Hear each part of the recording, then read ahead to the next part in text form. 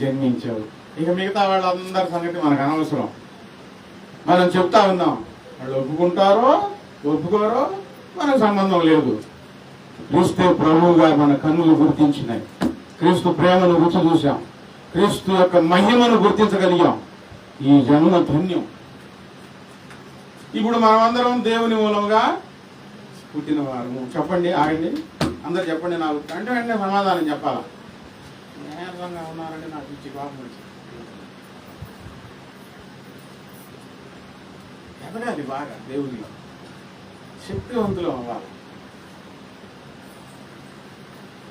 ఎవరి ద్వారా జన్మించాం? మనం దేవుని సంకల్పంలో జన్మించాం. దేవుని మూలముగా పుట్టాం.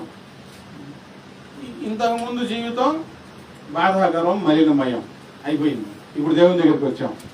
యేసుక్రీస్తు వారిని ఒప్పుకున్నాం. ఇప్పుడు ఏం చేయాలి? చెప్పండి, ఏం చేయాలి? దేవుని మూలంగా పుట్టిన ప్రతి వాడు పాపము చెయ్యడు. ఒకప్పుడు అయిపోయింది. ఇప్పుడు ఇక మన జీవితంలో పాపాలతో సంబంధము ఉండకూడదు. పాపానికి దూరంగా ఉండాలి.